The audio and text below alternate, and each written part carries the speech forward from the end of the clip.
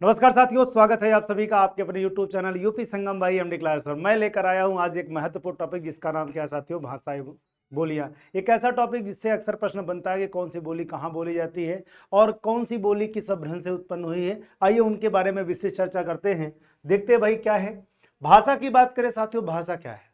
भाषा क्या है? अगर बात करें साथियों भाषा के बारे में, कहते हैं भाषा वह माध्यम है जिसके द्वारा सामाजिक मनुष्य अपने भावों एवं विचारों का क्या करता है, आदान प्रदान करता है। और ये परिभाषा किसने दी है साथियों? कामता प्रसाद गुरु ने दी है। और भाषा शब्द की उत्पत्ति किससे हुई है भैया? भाष धातु से हुई है। किससे उत्पत्ति हुई है? कहेंगे सर भाष धातु से क्या हुई है, इसकी उत्पत्ति हुई है। अर्थ क्या होता? कहते सर वाणी को व्यक्त करना। भाषा का अर्थ क्या होता है? जो भाष धातु है, इस भाष का अर्थ क्या है? कहेंगे सर वाणी को व्यक्त करना ही क्या कहलाता है? भाष कहलाता है। भाषा कैसी होती है साथियों? परिवर्तनशील होती है, ये भी याद रखिएगा। भावों एवं विचारों की क्या होती है साथियों? वाहिका होती है। अन्य भाषाओं से क्या करती है भाषा? शब्दावली ग्रहण करती है। किसी भी भाषा से जो भाषा है वो क्या करती है? शब्दावली ग्रहण करती है। और ये क्या होती है साथियों? भावों एवं विचारों की वाहिका होती है। भाषा परिवर्तनशील होती है। और एक बात और, भाषा पैतृक संपत्ति नहीं होती है, वो सामाजिक संपत्ति होती है। अगला देखिए, बात करें साथियों भाषा के तत्व के बारे में। भाषा के 4 तत्व होते हैं। कौन कौन से होते हैं भैया? ध्वनि होता है, वर्ण होता है, शब्द होता है और क्या होता है साथियों? वाक्य होता है।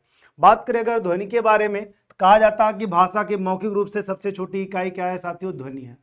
भाषा की मौखिक रूप से सबसे छोटी इकाई क्या है? ध्वनि है। और भाषा की लिखित रूप से सबसे छोटी इकाई क्या है साथियों? वर्ण है। भाषा की सार्थक लघुत्तम इकाई की बात करें, भाषा की सार्थक लघुत्तम इकाई क्या है साथियों? शब्द है। और वाक्य की बात करें साथियों, वाक्य भाषा की सबसे बड़ी एवं सार्थक इकाई है।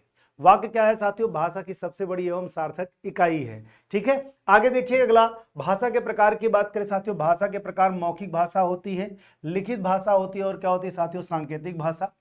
जो मौखिक भाषा होती है वो सरल भाषा होती है और व्याकरण का प्रयोग नहीं करती। वहीं पर लिखित भाषा की बात करें साथियों, व्याकरण का प्रयोग करती है। और इसका अन्य नाम क्या है साथियों? परिनिश्चित भाषा, परिमार्जित भाषा एवं क्या होती है साथियों? परिष्कृत भाषा होती है। कौन सी भाषा? लिखित भाषा। और ये व्याकरण का प्रयोग करती है। सांकेतिक भाषा की बात करें, सांकेतिक भाषा सबसे कठिन भाषा होती है। इसका खुद का अपना व्याकरण होता है। इसका खुद का अपना क्या होता है साथियों? व्याकरण होता है। कहीं कहीं कहा जाता है कि ये ब्रेल लिपि, इसके ब्रेल लिपि के माध्यम से क्या की जाती है? लिखी जाती है। आगे देखिए अगला, भाषा परिवार की बात करें साथियों, कहते हैं भाषा परिवार किसे कहते हैं? आपस में संबंधित भाषाओं को क्या कहा जाता है? भाषा परिवार कहा जाता है। भारत में 4 भाषा परिवारों का प्रयोग किया जाता है। कितने परिवारों का भाई? 4 भाषा परिवारों का प्रयोग किया जाता है, जिसमें आर्य भाषा परिवार है। और क्या है साथियों? आर्य भाषा परिवार या भारोपी परिवार है, द्रविड़ परिवार है, चीनी या तिब्बती परिवार जिसे नाग भाषा परिवार के नाम से जानते हैं, आस्टिक और क्या है साथियों? हामी सामी परिवार है। भारोपी परिवार में क्या आती है भैया? हिंदी आती है, संस्कृत आती है, अंग्रेजी, जर्मन, गुजराती, मराठी, ये सारी बोलियां किसमें आती हैं? भाषाएं किसमें आती हैं? भारोपी परिवार में। और वहीं पर अगर आप देखें द्रविड़ परिवार में तमिल, तेलुगु, मलयालम अर्थात दक्षिण भारत की जो भाषाएं हैं वो आती हैं। चीनी तिब्बती परिवार या नाग भाषा परिवार में मंडारिन जो चीनी भाषा है, तिब्बती आती है और क्या आती है साथियों? बर्मी आती है। आस्टिक या हामी सामी परिवार की बात करें, इसमें दुर्रानी आती, खासी आती, निकोबारी है, जो पहाड़ी भाषाएं हैं ज्यादातर वो इसमें शामिल की जाती हैं। और एक बात याद रखें कि सबसे अधिक किसका प्रयोग किया जाता है भैया? भारत में सबसे अधिक आर्य भाषा परिवार का प्रयोग किया जाता है। और उसके बाद द्रविड़ परिवार का प्रयोग किया जाता है। उसके बाद साथियों किसका प्रयोग किया जाता है भैया? कहेंगे सर जी चीनी तिब्बती परिवार का प्रयोग किया था। उसके अलावा बात करें साथियों इसके बारे में तो 1.3% आस्टिक या हामी सामी परिवार का प्रयोग किया जाता है। हिंदी की उत्पत्ति की बात करें साथियों, हिंदी की उत्पत्ति के क्रम से भी प्रश्न पूछे जाते हैं। बात करें साथियों संस्कृत है, संस्कृत के बाद कौन सी भाषा आई? कहेंगे सर पाली आई। पाली के बाद कौन सी आई? प्राकृत आई। प्राकृत के बाद अपभ्रंश आई। अपभ्रंश के बाद अवहट्ट आई। ठीक है, उसके बाद क्या आई साथियों? हिंदी आई।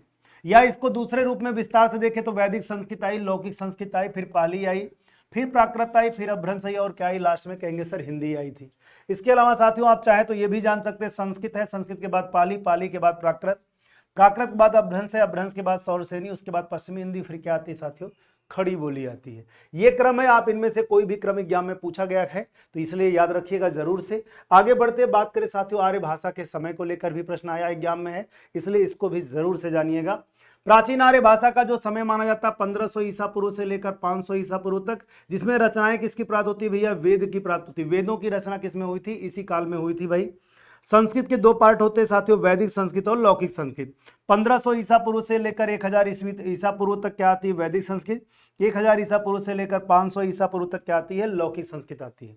मध्यकालीन आर्य भाषा का जो समय है साथियों 500 ईसा पूर्व से लेकर 1000 ईस्वी तक है। कब तक है भैया, 1000 ईस्वी तक है, जिसमें पाली आती है 500 ईसा पूर्व से लेकर 1 ईस्वी तक, यानी पहली शताब्दी तक। और वहीं पर प्राकृत भाषा की बात करें पहली सदी से लेकर 500 ईस्वी तक आती है। अपभ्रंश की बात करें 500 ईस्वी से लेकर 1000 ईस्वी तक। और अवहट्ट की बात करें, अवहट्ट भी इसी में कम समय के लिए रहती है, जो कहा जाता है कि अपभ्रंश का अपभ्रंश मानी जाती है। आधुनिक आर्य भाषा में क्या आती है साथियों, आधुनिक आर्य भाषा में 1000 ईस्वी से लेकर अब तक का इसका समय है, जिसमें हिंदी आती है। हिंदी की उत्तरोत्तर भाषाएं आती हैं, अन्य भाषाएं जैसे असमिया हो गई, बंगला हो गई, उड़िया हो गई, ये सारी भाषाएं इसमें शामिल हो जाती हैं। आगे देखिएगा, बात करें साथियों हिंदी की उपभाषाएं या हिंदी को कितने उपवर्गों में बांटा गया, तो कहेंगे सर जी 5 वर्गों में बांटा गया है। सौरसेनी हो गया भाई, सॉरी यहाँ पे देखिएगा राजस्थानी है, पश्चिमी हिंदी, पूर्वी हिंदी, बिहारी और पहाड़ी हिंदी। किस अपभ्रंश से उत्पन्न हुई भैया, सबसे प्राचीन अपभ्रंश की बात करें, सबसे प्राचीन अपभ्रंश कौन सी है साथियों, सबसे प्राचीन अपभ्रंश है सौरसेनी। सबसे प्राचीन अपभ्रंश कौन सी है भैया, कहेंगे सर सबसे प्राचीन अपभ्रंश सौरसेनी है। और इसमें 2 भाषाएं शामिल होती हैं, एक होती है साथियों राजस्थानी हिंदी, एक होती है पश्चिमी हिंदी। राजस्थानी हिंदी की बात करें साथियों, इसमें कौन कौन सी आती, कहेंगे सर मारवाड़ी है, मेवाती है, ढूंढाड़ी और क्या है साथियों हड़ौती है, और इसके अलावा क्या है मालवी है। पश्चिमी हिंदी में खड़ी बोली आती, बांगरू आती, ब्रजभाषा, बुंदेली और कन्नौजी आती है। वहीं हरदेव बहारी के अनुसार दक्कनी हिंदी भी शामिल की जाती है। हरदेव बहारी के अनुसार कौन शामिल की जाती है भैया, दक्कनी हिंदी। अगर आपसे पूछा जाए हिंदी में कितनी बोलियां हैं तो 17 हैं, लेकिन हरदेव बहारी के अनुसार कितनी है तो 18 है, ये भी याद जरूर रखिएगा। अर्धमागधीय अपभ्रंश की बात करें साथियों, अर्धमागधीय अपभ्रंश में देखेंगे अगर आप तो पूर्वी हिंदी आती है। पूर्वी हिंदी में कौन कौन सी बोलियां आती है, अवधी है, बघेली है और छत्तीसगढ़ी है। वहीं पर अगर मागधी अपभ्रंश की बात करें, मागधी अपभ्रंश में आती है बिहारी हिंदी। बिहारी हिंदी में कौन कौन सी बोली आती है, भोजपुरी आती, मगही, मैथिली आती है। खस अपभ्रंश में क्या आती है साथियों, पहाड़ी हिंदी है, कुमाऊनी और क्या आती है साथियों, गढ़वाली आती है। ये हो गई हमारी बोलियां और भाषाएं। और इनको एक एक क्रम से देखते हैं। राजस्थानी हिंदी, राजस्थानी हिंदी की बोलियों का बंटवारा क्षेत्र के आधार पर किसने किया साथियों, जॉर्ज ग्रियर्सन ने किया था। किसने किया था भाई, जॉर्ज ग्रियर्सन ने किया हुआ था। किसने किया था भैया, बोलियों का क्षेत्र के आधार पर बंटवारा, जॉर्ज ग्रियर्सन ने। और आप बता दूं साथियों इसकी ट्रिक क्या है, मामा मेवा ढूंढते हैं। माँ से क्या हो जाएगा, कहेंगे सर माँ से हो जाएगा मारवाड़ी हो जाएगा, माँ से मालवी हो जाएगा, मेवा से क्या हो जाएगा मेवाती, ढूंढ से क्या हो जाएगा ढूंढाड़ी, और है से क्या हो जाएगा साथियों हड़ौती हो जाएगा। इनका क्षेत्र भी पूछा जाता है, तो याद रखिए ढूंढाड़ी कहाँ बोली जाती है, कहेंगे सर ढूंढाड़ी बोली जाती है, कहाँ बोली जाती है भैया, पूर्वी राजस्थान में। अच्छा ढूंढाड़ी का अन्य नाम क्या है साथियों, इसका अन्य नाम जयपुरी है। किस नाम जाना जाता भैया, जयपुरी के नाम से इसको जाना जाता है। अगला देखिए, पश्चिमी हिंदी की बात करें साथियों, पश्चिमी हिंदी की ट्रिक क्या है, कहेंगे हरि ने कब्र बुक की है। हरि से क्या हो जाएगा साथियों, हरियाणवी या बांगरू हो जाएगा। क से क्या हो जाएगा, कहेंगे सर कौरवी या खड़ी बोली हो जाएगा। और ब्र से क्या हो जाएगा साथियों, ब्रज भाषा हो जाएगा। बू से क्या हो जाएगा, बुंदेली। और क से क्या हो जाएगा, कन्नौजी हो जाएगा। ठीक है, तो ये ट्रिक है जो आपको हमेशा याद रखनी है, इससे आपका फायदा हो जाएगा पश्चिमी हिंदी में कौन कौन सी बोलियां हैं।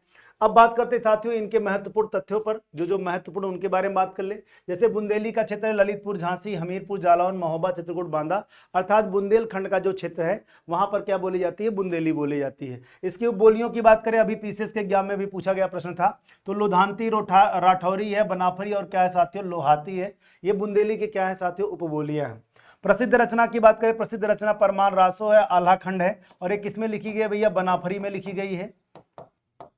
किसमें लिखी गई भैया, बनाफरी में लिखी गई। और इसके लेखक कौन है भैया, कहेंगे सर जी रचनाकार कौन है इसके, रचनाकार की बात करें तो रचनाकार है जगनीक। आगे देखिएगा, बात करें साथियों किसके बारे में, खड़ी बोलियों के बारे में। खड़ी बोली की बात करें साथियों, खड़ी बोली में कर्ता के साथ ने का प्रयोग किया जाता है। ये पॉइंट याद रखिएगा, ये कई बार एग्जाम में क्वेश्चन पूछा गया है।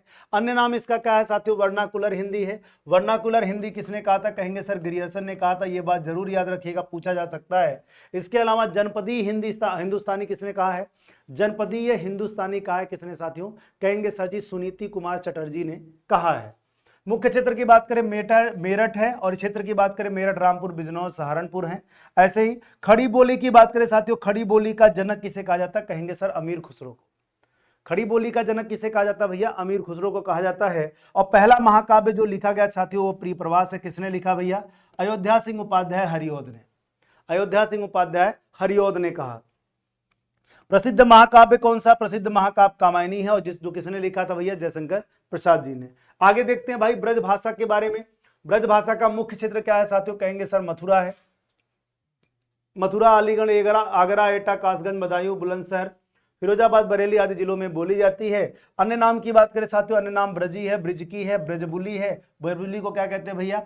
ब्रजबुली को पुरानी बांग्ला कहते हैं। इसके अलावा गिरियर्सन ने इसे क्या कहा है? अंतर्वेदी कहा है। उपबोलियों की बात करें, माधुरी है, भुक्सा है, अंतर्वेदी है, डांगी और क्या है साथियों? भरतपुरी है।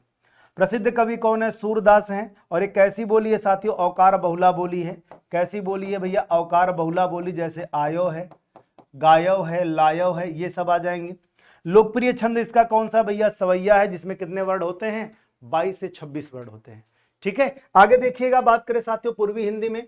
पूर्वी हिंदी में जैसे अब 36 है भैया, अवधी है, बघेली और क्या है साथियों? छत्तीसगढ़ी है। और वहीं पर अगर आप देखें छत्तीसगढ़ी की छत्तीसगढ़ी कहां बोली जाती है? छत्तीसगढ़ में बोली जाती है। इसका अन्य नाम लरिया खलताई है और क्या है साथियों? दक्षिण कोसली है। कैसी बोली है भैया? उदासीन बहुला बोली है। कैसी बोली है? उदासीन बहुला बोली है। अगला देखिए, अवधी की बात करें साथियों, अवधी, अवधी का मुख्य क्षेत्र अयोध्या माना जाता है भैया। और लखनऊ, कुछ लोग लखनऊ भी बताते हैं, कुछ लोग क्या बताते हैं भैया? लखनऊ भी बताते हैं।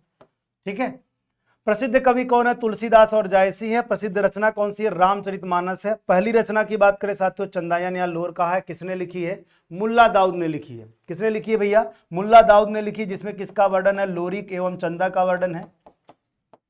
लोरी एवं किसका वर्णन है भैया? चंदा का वर्णन है। और कैसी कथा है भैया? चनैनी कथा है। कैसी कथा भैया? चनैनी कथा है।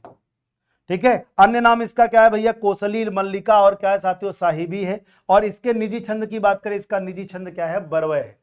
वह कर्ता की विभक्ति ने का प्रयोग नहीं होता। कर्ता की विभक्ति ने का प्रयोग नहीं होता भैया। अच्छा, एक बात और भी है, इसकी उपबोलियों की बात करें साथियों, इसकी उपबोली कौन कौन सी है? कहेंगे सर जी बैसवाड़ी है। क्या है भाई? बैसवाड़ी है, बिनौंधी है और क्या है साथियों? बिनौंधी के अलावा कहेंगे सर मिर्जापुरी है। कौन है भाई? मिर्जापुरी है। अगला देखिएगा, बिहारी हिंदी। बिहारी हिंदी की बात करें साथियों, बिहारी हिंदी की ट्रिक क्या है? मैम भोजन दो, मैं से क्या हो जाएगा? मैथिली, माँ से क्या हो जाएगा? मगही और भोज से क्या हो जाएगा साथियों? भोजपुरी हो जाएगा। ठीक है, आइए देखते हैं भाई मैथिली के बारे में। मैथिली कहाँ बोली जाती है भैया? बिहार के मिथिलांचल में बोली जाती है। और इसका मुख्य क्षेत्र कहाँ पड़ता है भैया? तिरहुत बिहार में पड़ता है, इसीलिए इसका नाम तिरहुतिया है। तिरहुतिया है, वज्जिका है, अंगिका और क्या नाम है साथियों? इसका वैदेही नाम है। और इसके प्रसिद्ध कवि कौन है भैया? विद्यापति, जिन्हें किस नाम से जाना जाता है? मैथिल कोकिल के नाम से जाना जाता है। और विद्यापति ने एक रचना लिखी है पदावली, जिसे क्या किस भाषा में लिखी भैया? मैथिली भाषा में। और 2003 में इसको क्या बनाया गया भैया? संवैधानिक राजभाषा, संवैधानिक भाषा के रूप में 2003 में इसे स्वीकार किया गया है। आप बात करते साथियों किसके बारे में? भोजपुरी के बारे में। उत्तर प्रदेश एवं बिहार में बोली जाती है, जैसे जौनपुर से स्टार्ट होती है भैया, जौनपुर के बाद उधर के जितने जिले हैं लगभग सब में क्या बोली जाती है? भोजपुरी बोली जाती है। मुख्य क्षेत्र कहां पड़ता है? भोजपुर बिहार पड़ता है, इसी के नाम पे भोजपुरी पड़ा था। प्रसिद्ध कवि कौन है भैया? भिखारी ठाकुर, जिन्हें भोजपुरी का भारतेंदु कहा जाता है। भोजपुरी का क्या कहा जाता है भैया? शेक्सपियर। और क्या कहा जाता है भैया? अनगढ़ हीरा। ठीक है, अब देखिएगा अन्य नाम की बात करें साथियों, इसका अन्य नाम क्या है? पुरबिया है। और क्या है साथियों? पूर्वांचल की बोली है। और नामकरण करता कौन है भैया? भोजपुरी का नामकरण करता रेमंड है। अन्य देशों में भी बोली जाती है, सूरीनाम है, त्रिनिडाद है, गुयाना, फिजी और क्या है साथियों? मॉरिशस है। यहां क्या बोली जाती है? भोजपुरी।